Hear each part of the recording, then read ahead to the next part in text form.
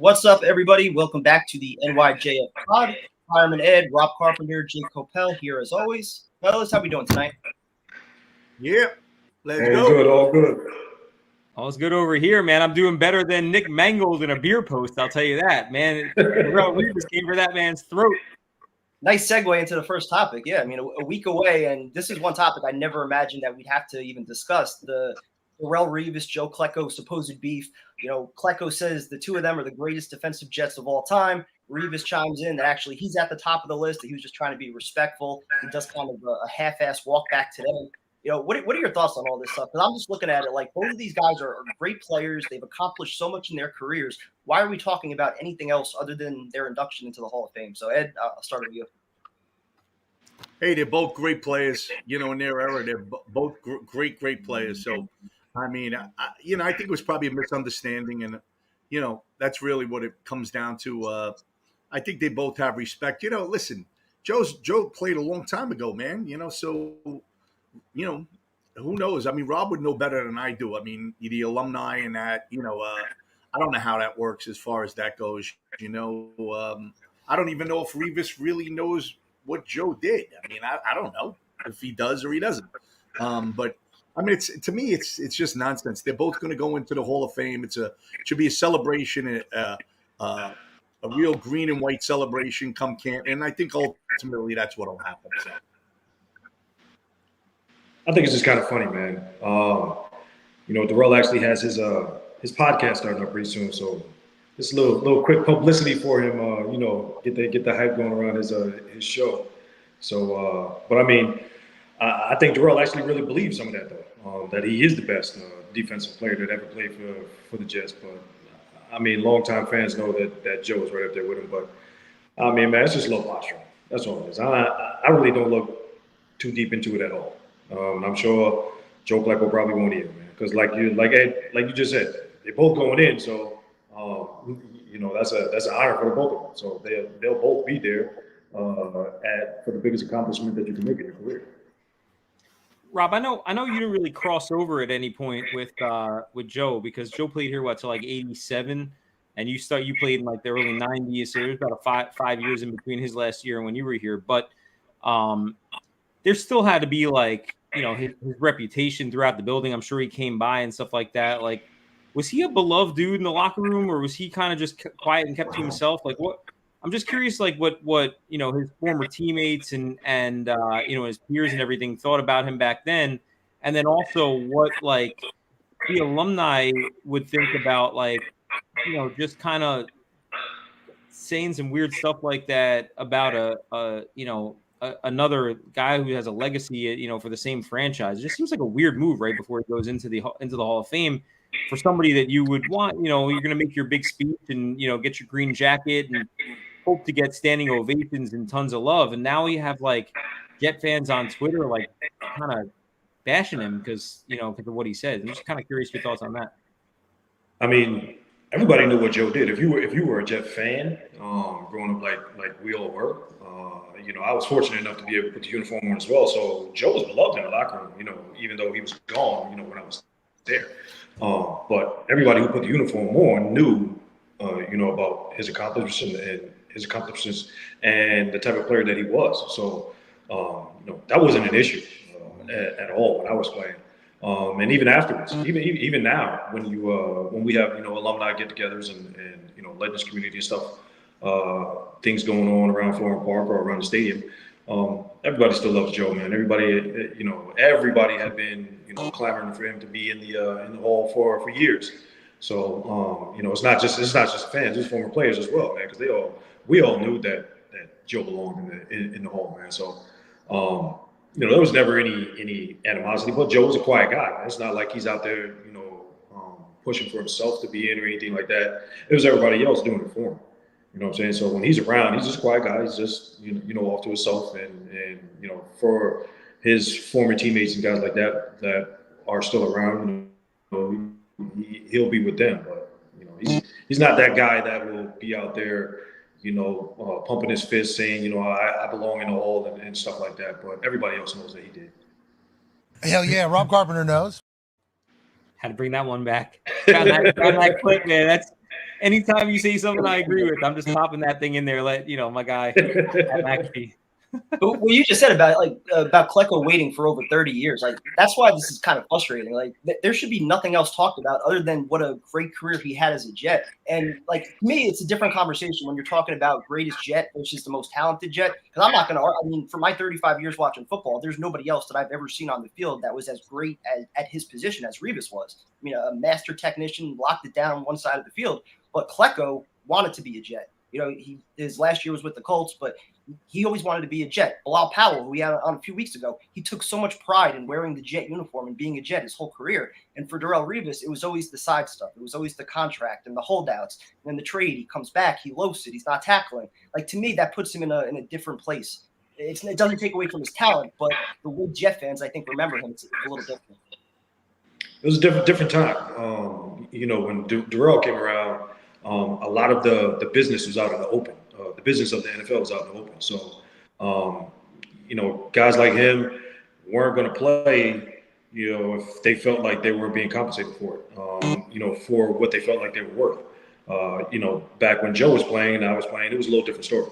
You know what I'm saying? You basically, if you wanted to be with a team and the offers that were around, and you negotiated what you could get, and you put the uniform and you played. But, now, after the collective bargaining agreement of the 2000s, things like that started happening, and then it was talked about so much in the media as far as compensation goes. It just started a whole different level of things going, where guys were actually holding out for what they felt they were worth, and they weren't gonna play anymore. And me as a former player, I have no problem. I really don't, because most of the guys actually putting everything on the line for their families and everything that they feel like they're worth. And later on in life, you start to feel what went in about how you play. But Darrelle was just on another level, man. You couldn't take it away from him because he was the best player at his position, and he just felt like when he was playing, you really didn't hear him say much about it. Now, I think I hear him talk much more about it now after his playing days than he did when he was actually playing. He just went on the field to show what he was about when he was during his playing days. But he talks a little more now. I think the ceremony is going to be very telling when you hear the ovation for Revis versus what you get for Klecko. I think that's going to show where both stand in the eyes of many Jet fans. To be honest with you, I think it's probably going to be more for Joe than it is for Darrelle, especially because Darrelle put on that Patriots uniform and he got that ring with the Patriots. And especially longtime Jets fans know what Joe was all about. But don't get me wrong, the ovation is going to be there. I just think it will be more for Joe than it will be for Darrelle. It's so interesting to me. I know he has a championship ring and everything. He got his with the Patriots, but he got it with the Patriots when he was no longer Darrelle Revis, like the Darrelle Revis that we knew. So he takes a lot of pride in, jumping into Nick, the comments, kind of talking a little smack to Nick Mangold about how he has a ring and Nick doesn't. But if we're being real, a lot of people got rings on the back of Tom Brady, that it'd be real easy for any of us to join the freaking Patriots dynasty. Not that Darrelle Revis was, sitting the bench or something like that, but he wasn't Revis Island. Matter of fact, Bill Belichick took him off of the number one receiver and was putting him on number twos on that squad. So, look, man, I respect and I appreciate, everything that Darrelle Revis did. What he did on the field was incredible on levels that we've never seen, of dominance that we've never seen, at least in my lifetime, any other Jet. Maybe Curtis Martin, maybe some offensive linemen. We've had some dominant centers, but as far as skill position players, he was the best that I've seen in my lifetime. But you're right, Kev. There's guys that I love more than I love Darrelle Revis, despite that talent and that dominance. Bilal Powell, Quincy Enunwa, guys that you really felt like were embrace the fans, embrace the organization, and we're like these team guys. I never felt, even from the second Darrelle Revis was drafted, he was holding out, but he held out again, and then he was going to hold out again, so they traded him. He goes to Tampa, whatever, it was rehabbing out there, whatever happened, wins a title with the Patriots. So I don't know what he expects, but he's definitely not going to get the ovation that Joe Klecko is going to get, and he doesn't deserve it, frankly. I mean, that's just real. That's that's my thoughts. Do you wonder if like any part of him regrets the way he handled all that? Like, do you think he would rather go down in history like as a all-time New York Jet, or is he comfortable with the one Super Bowl? I don't think he cares, Kev. Kev, do you remember that event they had? I think it was like for like the 50th anniversary of the Super Bowl or whatever it was. It was some event they had on the field. You were there, and it was like and then in like the VIP area, like where all the like highest paying season ticket holders were, they had this thing with Joe Namath, Don Maynard, Curtis Martin, and Revis was supposed to be there. And then he just didn't show up. And then he was posting pictures. He was like hanging out and like he just didn't show up. And so like if the answer to that is like if you care about your legacy and you care about like what the fans think of you and being beloved in that city, you don't no-show to events like that. And that's not the first time he's done some stuff like that. Plus the Patriots, all that stuff.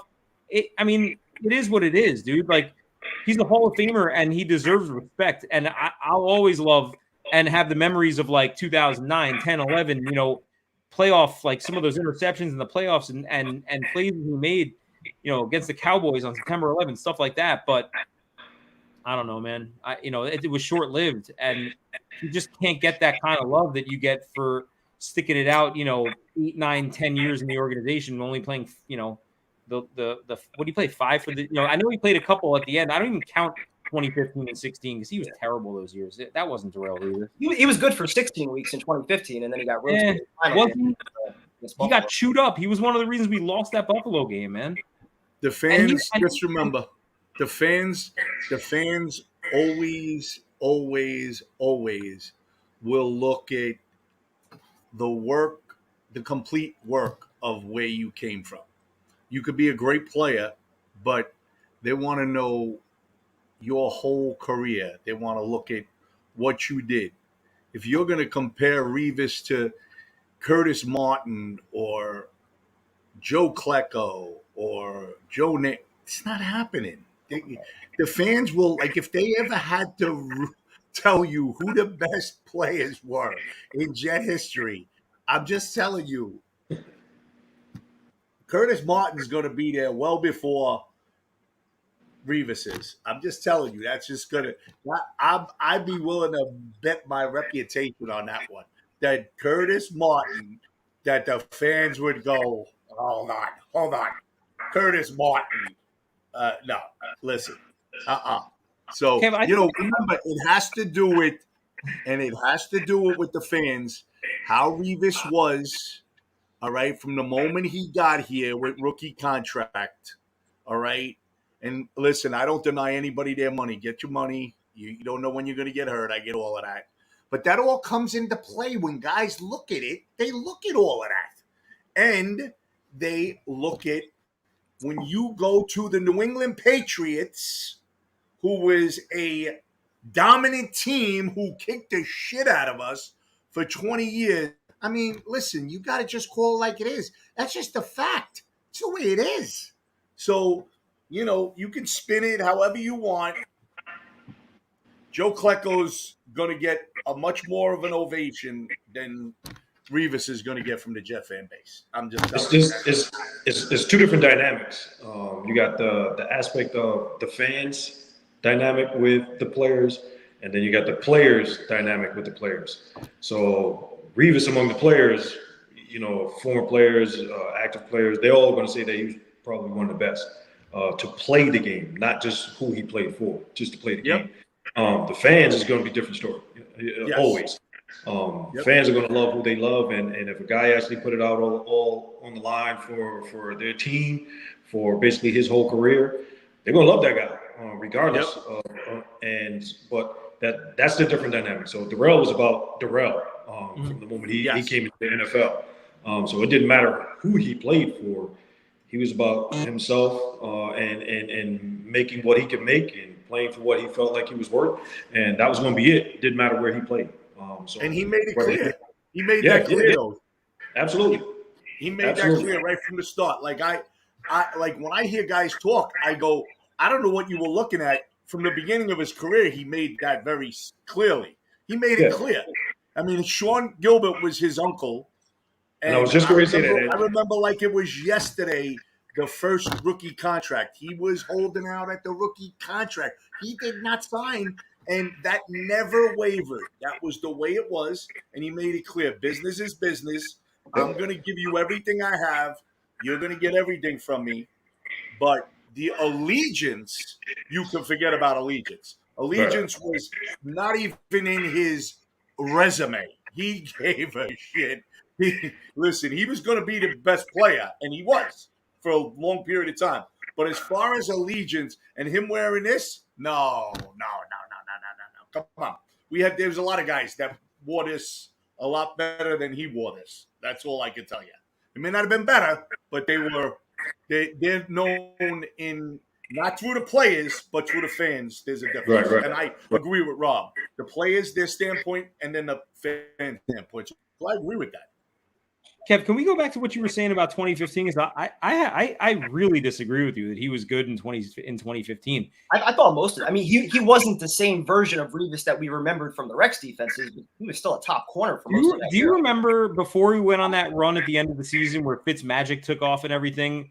Like in the Houston game when he was getting chewed up by like number 2 receivers, and then like even in like, what were those numbers though that opposing receivers had against him? Because we were so used to him just completely shutting down one side. Look at that Houston game, and then do you remember Brandon Marshall was fighting him in practice because he wasn't Revis. No, he wasn't Revis when he came back. He wasn't the Revis that was with Rex. There's no way. There's no way. Look at the film. The film tells you he was not Revis that was with Rex. When he was with Rex, he was. It's almost shut down. It's almost like you had the same situation with Dion. So when Dion was with Atlanta and then San Francisco and Dallas, that was one Dion, and then you had another Dion when he was with Baltimore and Washington. That was a whole other Dion. He still had the Dion aura, but he wasn't the same player. And that's what happened with Revis. So you had the Revis that was just so dominant and that you wanted to be out there and to be the same player when he came back. He wasn't that type of player. He was good, but he wasn't Revis that everyone was used to. So, even though, he probably wasn't giving up yourself like, all right, man, he done gave up, 4 catches and then 1 touchdown. You're used to him giving up 2 catches and nothing else. That's it. He was good. He just wasn't the great Darrell. Nah, but in that Houston game I'm talking about, and there were other games like this that year too. DeAndre Hopkins had 5 catches for 118 and 2 touchdowns. Like, you didn't see that. DeAndre did that to everybody. Number 1 receiver. You know what I'm saying? DeAndre did that to everybody at that point in time. It's just that Darrell wasn't the Darrell. Moss at that time. He was killing Moss. Darrell wasn't the same. Todd Bowles' defense versus the Rex defense, big difference there also. Yeah, he wasn't the same Darrell that you're so used to having. Yep. Remember, he had Crow with Rex. I mean, don't undersell Crow. Crow was something else, and that has to play into the factor too. It has to. Yeah. Crow was underrated. He was a really good cornerback, man. Really good. Didn't he also have he got overshadowed by Revis? He was overshadowed by Revis. He just was. And Crow was a good cornerback, man. Real good. Very good. And I'll give you the same scenario. It was with Dion again. So wherever Dion was, whatever team he was on, the other corner was better than what he actually probably was. You know what I'm saying? So Micaiah, Brown, he was with the Cowboys. Guys like that.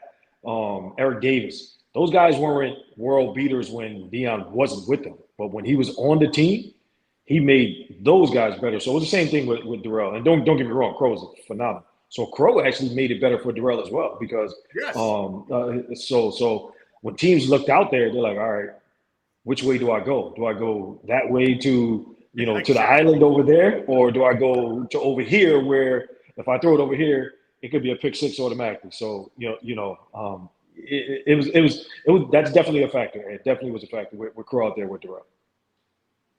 It's funny that all this Revis stuff comes out the same week that we get the announcement that the Jets are likely to be chosen for Hard Knocks. We remember all the drama with the contract holdouts and everything with that with Rex and Tannenbaum.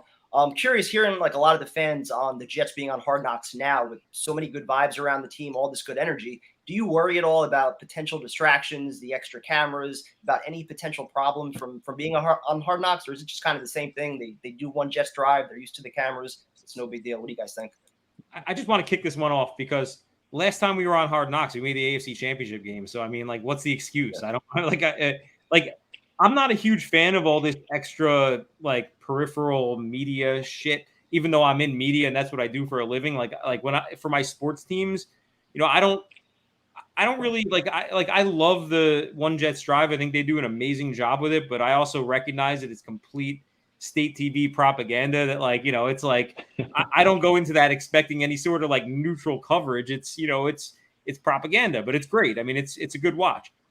The Hard Knock stuff, I mean, you know, you just hope that, like, I would hope that the NFL isn't going to have people that are going to go in there and, like, look to, you know, cause problems for ratings, you know? Like, I would think it's still an NFL property. Like, they're going to go in there and try and show off. The Jets are in prime time, what, 6 times this year? They're going to want to show the product off. And I feel like, you know, at the end of the day, it should be fine. These guys are so used to having media, social media, PR people. I mean, it's New York. There's 7,000, you know, guys. Like, it's worse with the beat reporters. Like, you got more to worry about with those guys causing problems than you do with the HBO Hard Knocks people. So I think they'll be all right. It's going to be a madhouse whether HBO is there or HBO is not there. We have Aaron Rodgers. Aaron Rodgers. He has a lot going on in his life. First off, he's a top 5 quarterback probably of all time. You can argue that, but he's in the script. They're talking about it. Then you talk about how smart he is, and you talk about psychedelics, and you can just keep going. But you can just keep going. Like, he is an attraction. He is attracting the media. Now he's in New York from Green Bay. So whether they were on Hard Knocks or not, it's going to be a zoo every day. Now, the difference is you have a regime, I believe, that Joe Douglas has locked it up since he's here. There wasn't those leaks before Aaron came. There was no leaks. Let's think. If I'm wrong, let me know I'm wrong. There wasn't leaks. And Salah's not putting up with that shit. Okay? Mm-hmm. So I believe that they will handle this just fine. They'll be fine with it. Now, would they rather not have them in Florham Park? Yeah, I think so. I don't think really anybody wants them there. All right? I'm not going to start getting into this whole, because I'm going to get nuts now, because you never see the Steelers or the Giants on there, right? You don't see them, the original NFL teams. They don't go on there. It's all, you start getting into this, I could get nuts now, because since this program started, you ain't got none of these teams on there. All right? Why don't they ever go on? Why is it? Matt always says, we're not going on there. We're not going on there. Rooney ain't having the Steelers on there. What? I don't get it. Well, we have to do our second bid, right? We got bullshit. It's bullshit. It's bullshit. We're gonna start getting into the NFL, and you're gonna start the original teams. You think that ain't a factor? You can bet it is. You're delusional if you don't think that. You're delusional. All right. You never hear the Giants being on Hard Knocks. They never even mentioned about it, because Maras going to bullshit Tagliabue. All right, Tagliabue, fucking Roger Goodell, that mother, because I'm going back that far. Because this is how it's been. It's been like this forever, bro. It's like this forever. Anybody that's not paying attention, you're fucking clueless. You're clueless, okay? So I expected this. I expected it. It's the way it is. Just another hurdle. Let's just win the fucking thing. Let's win this thing and shut everybody up. All the haters. Shut them up. Once the Jets were one of the 4 teams that they were trying to decide on, you automatically knew it was going to be them. Because of Rodgers. Because of Rodgers. I mean, if Aaron Rodgers wasn't here, they probably wouldn't be on on Hard Knocks. But once they were one of the 4 teams that were part of it, and Aaron Rodgers was here, you know what's going to happen. The only good thing about it is, though, it not being a distraction, I don't think, is that the team and the guys on the team are used to the cameras being around every single day. I mean, like it's not just one Jets drive. You know, if you look at the clips from the team themselves, you know, as soon as they're coming out of the locker room, the camera's there. As soon as they're going into the locker room, the camera's there. But is there a comfort level, though, in knowing that with one Jets drive and the Jets social media team, certain things will automatically be edited out? Like, they're not going to put out anything that look bad, right? So. No, the team's not going to do that. But you know, and I'm pretty sure that Joe D, Saleh, and everybody else that's up in management will say, look, cameras are going to be here. You know they're going to be rolling 24/7, so don't do anything stupid. And everybody's going to talk about that. You got enough veterans on the team to know that they're going to know that the cameras are going to be around. The only thing for the team itself is, and it's not going to be a total adjustment, I don't think, for the players.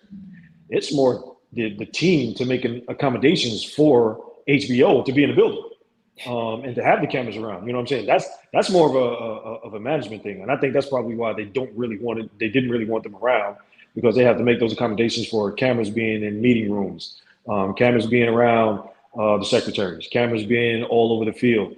But don't get me wrong, like Ed said, because Aaron Rodgers is here, ESPN was going to be here every single day.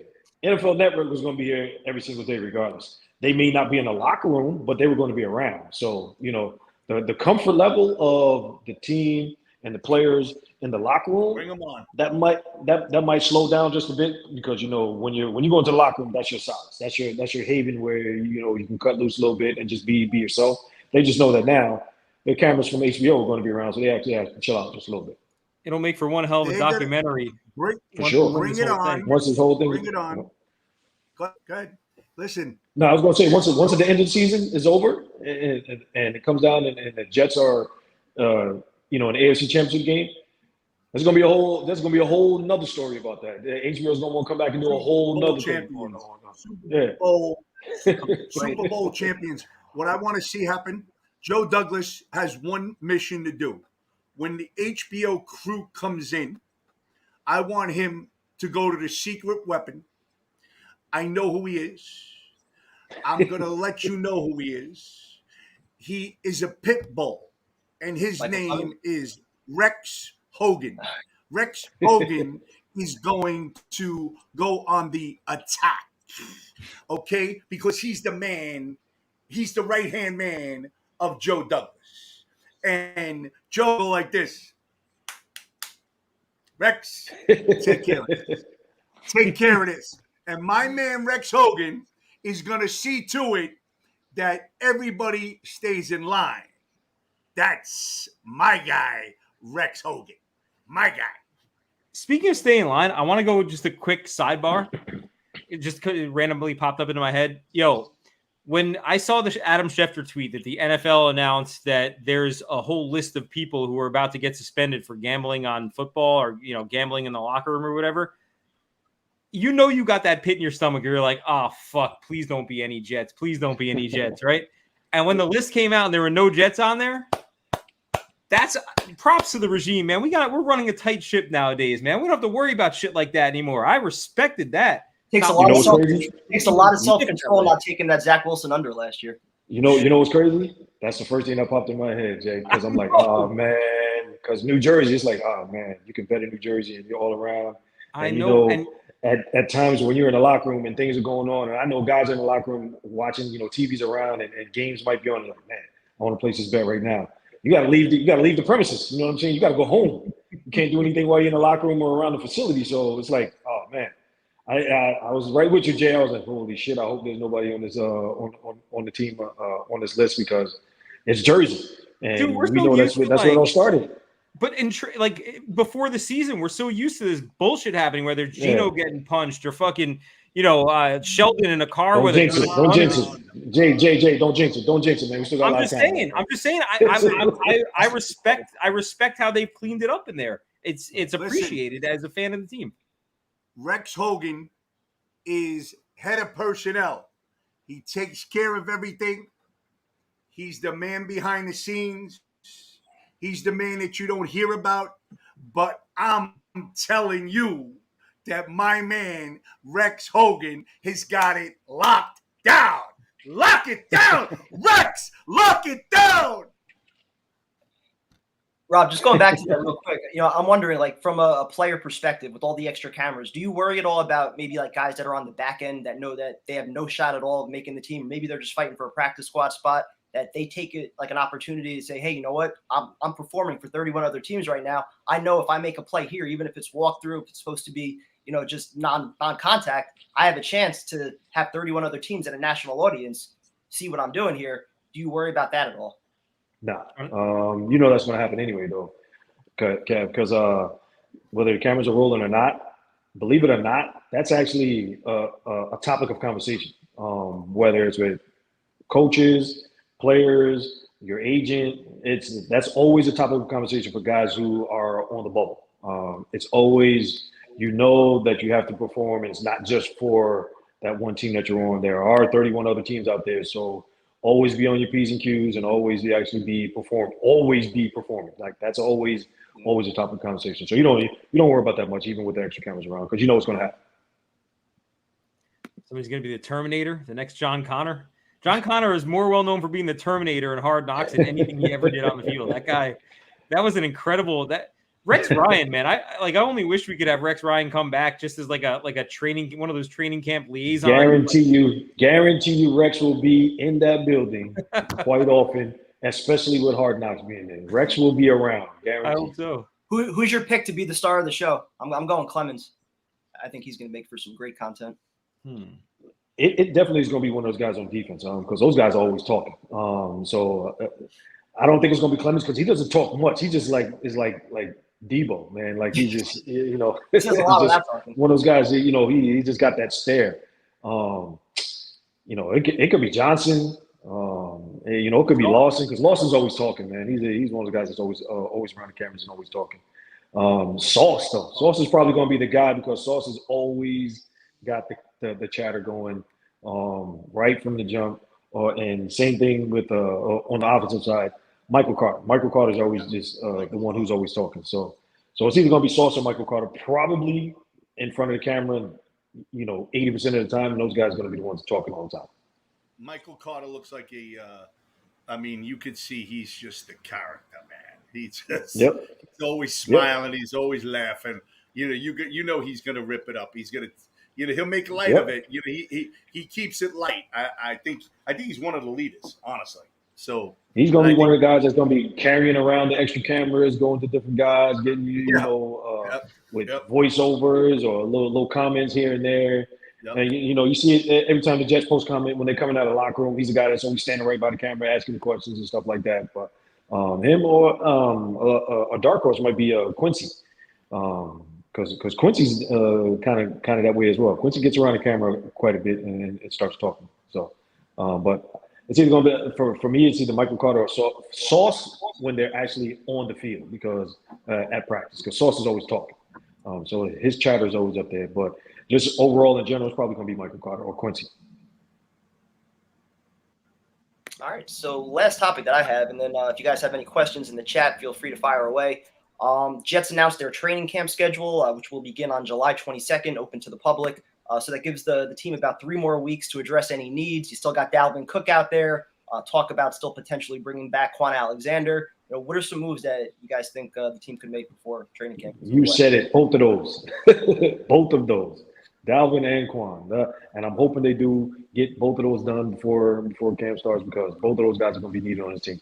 The one thing with Dalvin is just the fact, I know he's coming off shoulder surgery, but I think he's fully healthy by the time camp starts. It's just the injury to Brees. I don't know if Brees is going to be 100% to start the season. And him coming off that ACL, I don't think they want to rush him back. And if you have Dalvin Cook back there, to start the season, along with pairing him with Brees and the young guys, the young talent that's actually in that running back room as well, I don't think you want to pass that up. And I definitely don't think you want him going to Miami or Buffalo. I'm shocked. Like, you don't think if he's going to go to Miami, he's got Tua or he's got Rodgers, who he played against his whole career. He watched Rodgers beat their ass, right, every year. And why wouldn't he play with Rodgers? Like, I just think it's a no-brainer. Because he has a Hall of Fame quarterback in waiting in Mike White. Mike White. Mike White. I love Mike. I actually think Aaron. I think Aaron has actually, put a bug in Joe D in the That's what I think. ear about Dalvin Cook, man. Because like you said, just think about that on the other side of the head. Aaron Rodgers has watched Dalvin Cook chew him up quite a bit. Absolutely. He might not have won a whole lot, but he's watched him chew him up, so he knows what type of back he is. Seeing him at least 2 times a year. I'm with you. I'm with you. You know how many times we've had the Yannick Ngakoue conversation in an offseason? I feel like that's like every single year. We're like, we should go get Yannick. It's been happening since like 2011. How long? Do we even need another defensive lineman? We don't need any more defensive linemen. We don't need any more defensive linemen. You want to do something? You want to get a linebacker? I'm good with that. You want to get Dalvin? You listen. The more pieces we can get on that offensive end of the ball, and you know that Aaron Rodgers, number 8, like Rob just said. All right, you go to the other end. Rodgers was watching him. Like he was watching Rodgers, he was watching him.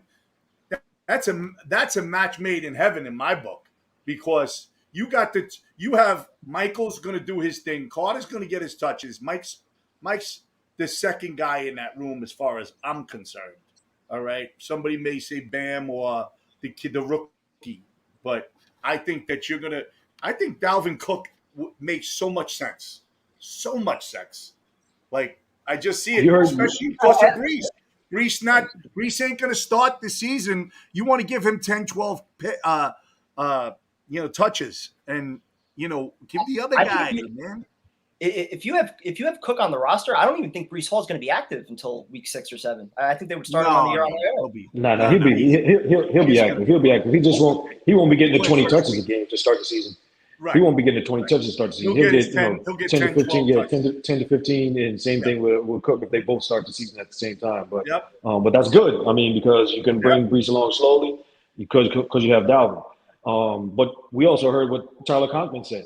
As soon as the rumors were out there, the first thing he did was call them to check and see if the rumors were true. So he basically solidified the fact that the rumors are true because he spoke to the man. You know what I'm saying? And the fact that the rumor is that the Dolphins made an offer to him already and he hasn't accepted it yet is the further puts it out there in the universe that he's just waiting for something to solidify him with the Jets offer. That's just my thoughts. That's my thoughts on the whole thing. And I love what he said too. They asked him, do you guys have room on the roster for Dalvin Cook? He goes, we got room on the roster for anyone who wants to come here and win a Super Bowl. Hell yeah. You know what? If Cook doesn't come, speaking the truth? To me, it's going to be one reason. It'd be one reason he don't come. He don't come because he wants to be home in Miami. That's the only reason why would he pick Miami over the Jets? It doesn't make sense. Rodgers is on a mission. And he knows it. They're looking. They're ball players. He's looking. He's got there. I don't know if Tua is going to play the whole season. And that's the big question. Is he going to play the whole season? Miami better hope not, because Mike White's better. Will be the difference. All right, we'll see. Guys, before we jet, and I know we seem to be wrapping up a little bit, but before we do that, I got something. I know Rob's going to agree with me on this. I got something I want to say to everybody as we get ahead of July 4th. There's been a lot of shark attacks out there recently, right? And I'm going to say something just, because if I save even one life here, I'm going to feel like I did a really nice thing. I'm sick of seeing you guys get attacked by sharks. And there's only one way to make sure you don't get attacked by a shark. Stay out of the water. Fucking cereal bowl. Like, we got pools all over the place. What are you doing swimming in the damn ocean when you got sharks running around biting people? Stop it. Stay out of the water. Stay in the pool. Lay on the beach if you want to go to the beach. Maybe put your feet in, splash a little water on you. I get it. But to those guys that are out there swimming laps, getting the lifeguard blowing their whistle because you're all the way out there in the ocean, stop it. There's sharks out there, man. Sharks and riptides. Riptides too. Please, people. I know you're going to go to the beach on July 4th weekend, enjoy the fireworks and everything. I want everyone coming back with their limbs intact to watch a Super Bowl run. Stop swimming in that damn ocean. Stop it. I live in Florida. You can literally see the beach from my window that I'm in right now, and even I don't go in there.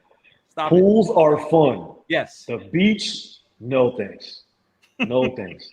Jay, we talk about this all the time, man. It's hilarious, man. The shark attacks out there, it's like, what are we doing? Rob, that man Like, was fishing off his boat, and that shark Dude. jumped out of the water, bit his arm, and pulled him in. I was like, you don't even got to be swimming in the damn ocean at this point. Those things are He was jumping rinsing out. his hands off. That's all he was doing, was rinsing his hands off. Shark bit his fucking hand and pulled him in. And then you got people in the damn comments like, that's what you get for sticking your hand in the ocean. It's like, stop it. You know you stuck your hand in the ocean before. Dude, the little kid, Jay, I didn't even see the clip of the kid who literally was climbing up on the back of the end of the boat. He threw the fish up to his dad. The shark came out of nowhere and jumped in the kid's chest and bit him on the chest. It's like, come on, man. Come on, man. That's like, a tough, sudden death out of nowhere. You're just enjoying the water, swimming, enjoying your best life, and then a shark eats you. And you're like, all right, but I'm a big risk reward guy. Like the risk to me isn't worth the reward. Like I have a pool right next to the ocean, and then I go in my pool and I'm looking at these people swimming in the ocean. I'm like, what are they doing? Like there's a pool right here. It's clean. It's nice. Dude. You don't got to get sand all over you. It's just craziness, man. I don't want to see it anymore. I just don't. It's hilarious. We talk about this all the time, Jay. Rob, we've been talking about this since going back to for years, man. For years. We talk about this for years. And every time I'll text Rob, I'll wake up in the morning and I'll go on to Twitter. They must know, the algorithm must know that I watch these shark attacks. Like the first thing I do as soon as I see another one, I send it to Rob. I'm like, when are these people going to learn? There's enough evidence out there at this point. And then on top of it, if I'm going in on the ocean, can you please not go on submersibles 12 miles? I was just going to ask you that. Would you go on a submarine if you want to actually? Can we please not do that either? Come on now.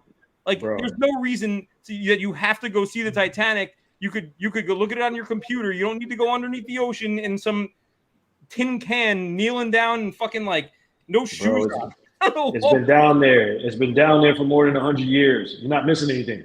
Those people died. Respect it. That's a grief. Exactly. People treat it like it's Disney World. Like, let me go see where thousands of people died in the middle of the frosty, cold ocean. Like, those people would have loved to have not gone down there. So what are you doing down there? Bro, it's crazy, man. My rant's over. I'm good now. We can go back to Jets football. I apologize. But you guys have anything else you want to get to? I don't think we missed any questions in the chat. Oh, I want one real quick. Ed, you're planning on going to the Hall of Fame game, huh? You want to give a quick shout to the Jet fans that are going out there? And yeah, man, listen, I expect the Jet Nation to show up in force. I mean, you got Klecko and you got Revis. What more do you need? And we're playing the first game, playing Thursday night. I'll be flying out there. I'll be out there Thursday morning. We'll be rocking the house on Thursday night, and we'll continue throughout the weekend. We'll just make it a Jet fest. I think Roger should play about 3/4 of that game. Yeah. There you go, Kev. Kev, man, you're trying to get Ed all pissed off at the end of the show, man. It should be a great. The Jeff fans are going to show up from everywhere. They're excited. It's the Zach Wilson show. Preseason. It's the Zach Wilson show. And what's the kid's name? Boyle? Is it Tim Boyle? Yeah. Tim Boyle. All preseason. Yep. It'll be that. That's who's going to be there. So anyway, enjoy your 4th of July, man. Have fun. Enjoy. God bless America. Stay safe. Absolutely. Shout out to everybody. Enjoy your 4th of July weekend, and we'll talk to you guys next week. See you next week.